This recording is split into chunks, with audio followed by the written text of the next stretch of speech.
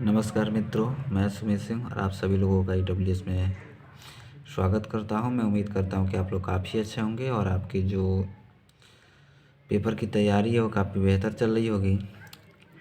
तो जिस प्रकार मैंने हर सब्जेक्ट का वीडियो अपने चैनल पर अपलोड कर दिया हूं, उसी तरह आज मैं आप लोगों के लिए क्लास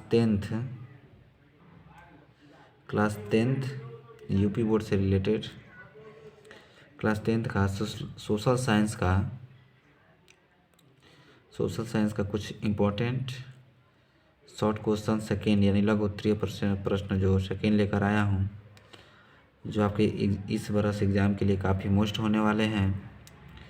तो चलिए बिना समय लिए हुए हम अपने थीम पे चलते हैं और बताते हैं कि इस वर्ष आने वाले कौन कौन से मोस्ट इम्पोर्टेंट प्रश्न हैं सोशल साइंस क्लास टेंथ के लिए। ठीक है, तो अगर वीडियो पसंद आए तो वीडियो को लाइक और चैनल को सब्सक्राइब जरूर कीजिएगा।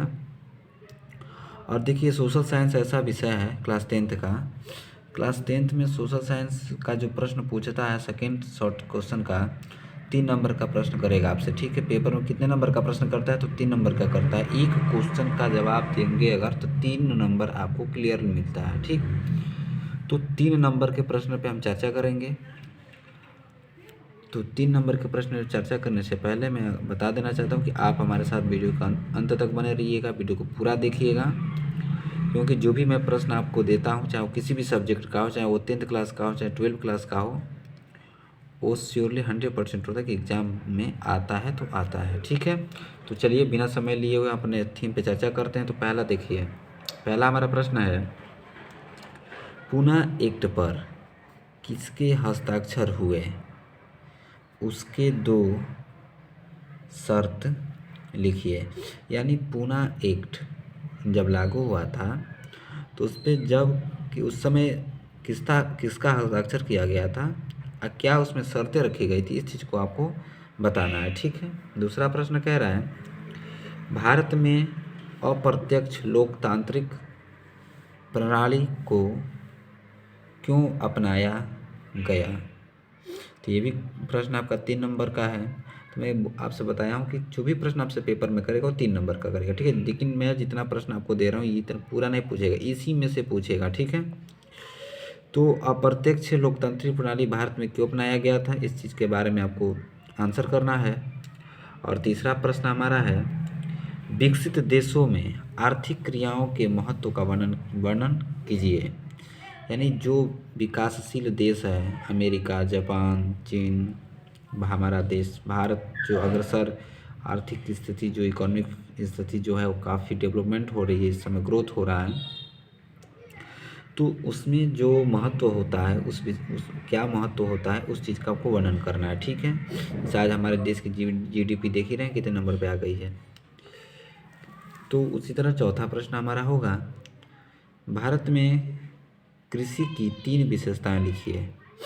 यानी भारत देश यानी हमारे देश में कृषि का जो 3 जरिया होता है या 3 जो विशेषताएं होती है उस चीज़ के बारे में आपको बताना है। और ज़्यादातर मैं कहता हूँ कि हम लोग देहात साइड से बिलोंग करते हैं, तो ज़्यादातर ये चीज़ें हमको देखने के लिए मिलती है, तो इस चीज़ को हमको याद करने के लिए हम डायरेक्टली अपने मन से भी लिख सकते हैं। ठीक, उसके बाद चौथा के बाद हमारा 5वां प्रश्न है,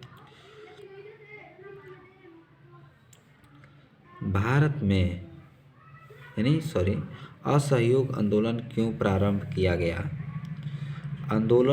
आंदोलनकारियों के 4 कार्य लिखिए। यानी असहयोग आंदोलन जब चलाया गया था तो क्यों चलाया गया था, और आंदोलनकारी जो प्रोटेस्टकारी थे, लोग थे जो, उनका कार्य क्या था, इसकी 4 चीज़ों के बाद 4 कार्य आपसे पूछ रहा है कि 4 कार्य लिखिए। ठीक है, उसके बाद 6 नंबर हमारा प्रश्न है, महामंदी से आशय क्या है। महामंदी से क्या आशय है, इसके 2 मुख्य कारण बताइए।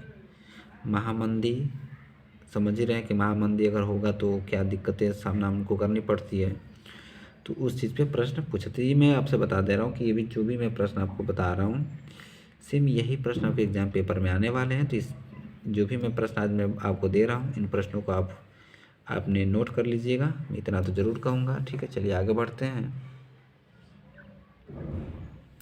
और आगे बढ़ते हैं, हमारा 7 नंबर क्वेश्चन है, वैश्वीकरण क्या है?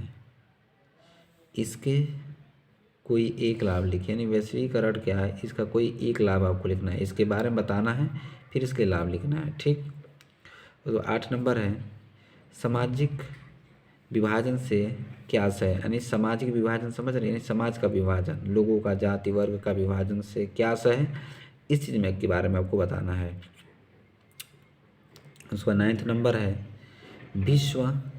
विश्व व्यापार संगठन से क्या आशय है? यानी विश्व व्यापार संगठन से क्या आशय है? तो देखिए, मजबूतीकरण अगर देशों में बनेगी, कब बनेगी? जब विश्व स्तर पर व्यापार होगा, चाहे एक्सपोर्ट का कार्य हो, चाहे इंपोर्ट का कार्य हो, ये जब निरंतर चालू रहेगा तो ये काफ़ी हर देश विकसित होंगे, इंपोर्ट एक्सपोर्ट का जरिया जो है व्यापार करने का। आगे कह रहा है 10 नंबर में, अभ्रक की उपयोगिता बताइए। भारत में इसके 2 उत्पादक राज्य बताइए, यानी आपको उर्वरक की उपयोगिता बताना है और भारत में इसके 2 उत्पादक राज्य, यानी ये कहाँ कौन से राज्य में इसका उत्पादक होता है, उस राज्य का नाम लिखना है। ठीक है, सीधा सीधा। 11 नंबर प्रश्न हमारा, जर्मनी के एकीकरण की प्रक्रिया का वर्णन कीजिए। यानी जर्मनी जो देश है उसका एकीकरण कब किया गया,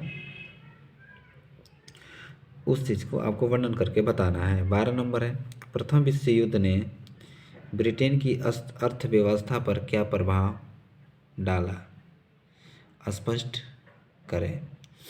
यानी देखिए, जब विश्व युद्ध, तो 2 तरह के युद्ध होते हैं, एक गृह युद्ध होता है, एक विश्व युद्ध होता है। ठीक है, तो गृह युद्ध जो अपने ही देश में अपने ही लोगों के द्वारा की जाए, अलग धर्म के लोगों के द्वारा की जाए या कट्टरपंथियों के द्वारा, तो वो गृह युद्ध होता है। ठीक है, लेकिन जब विश्व युद्ध की बात है तो एक देश दूसरे देश से जब लड़ेगा तो सबसे बड़ा जो नुकसान होता है, वो नुकसान क्या होता है? अर्थव्यवस्था के नुकसान।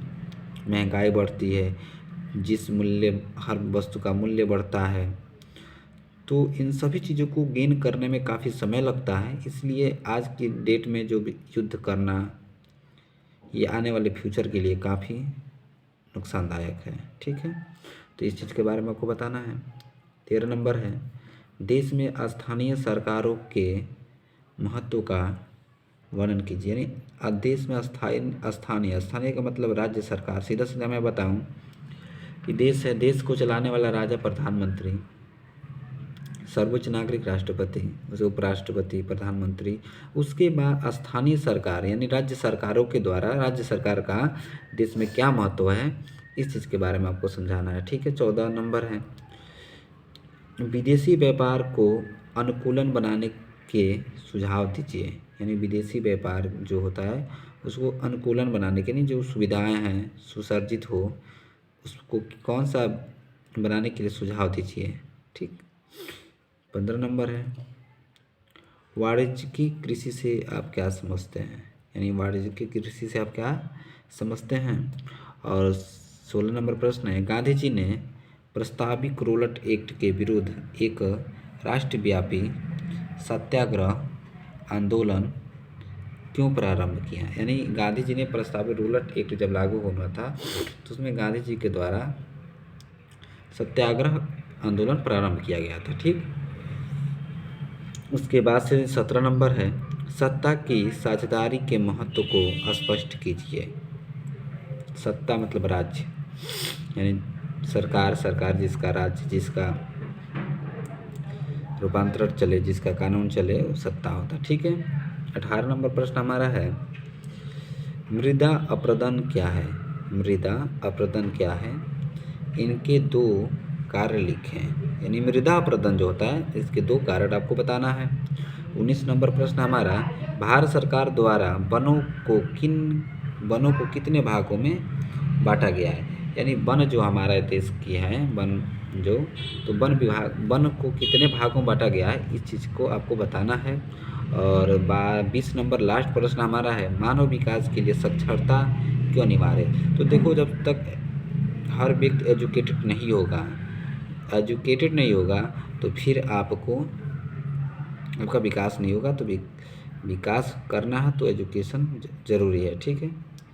तो अगर ये पूरा वीडियो आपको पसंद आया हो तो please like and subscribe my channel अगर आया हो तो, नहीं तो कोई बात ही नहीं है, क्योंकि इसमें पैसे की कोई आपको नीड भी नहीं है कि आपको पैसा देना है, ठीक। तो इसी तरह ये जो शॉर्ट क्वेश्चन था हमारा सोशल साइंस क्लास 10th का, इसके बाद मैं आपको लॉन्ग क्वेश्चन करा दूंगा। इसका भी शॉर्ट क्वेश्चन जो होता है पूछताछ लघु वो भी कराऊंगा, उसका मानचित्र करा दूंगा, ठीक है। क्योंकि जो मानचित्र होता है उसमें काफ़ी दिक्कतें होती हैं बच्चों को, तो उस चीज़ पे ज़्यादा थोड़ा फोकस करना पड़ेगा, क्योंकि चिन्ह सहित नाम और चिन्ह सहित जिसको दर्शाना होता है उसमें आपको उसको अच्छे से मानचित्र को पढ़ना है, ठीक है। और मैं भी मानचित्र का वीडियो में अपलोड कर दूंगा इसके बाद। लेकिन अगर आप फ़िलहाल कहीं भी पढ़ाई करते हैं, क्लास करते हैं, तो वहाँ पे मानचित्र के अच्छे से अपने टीचर से समझिएगा कि मानचित्र कैसे, उसको नाम सहित और चिन्ह सहित कैसे दर्शा सकते हैं। तो ये अगर पूरा वीडियो आपको पसंद आया है तो मैं तो बता ही दूँ कि वीडियो को क्या करना है, लाइक और चैनल को सब्सक्राइब करना है, ठीक है। तो इसी तरह हम चलिए अब नेक्स्ट वीडियो में मिलेंगे, और नेक्स्ट वीडियो में भी एक धांसू प्रश्न के साथ मिलेंगे। तब तक आप अपनी तैयारी करते रहिए, मस्त रहिए, स्वस्थ रहिए। जय हिंद।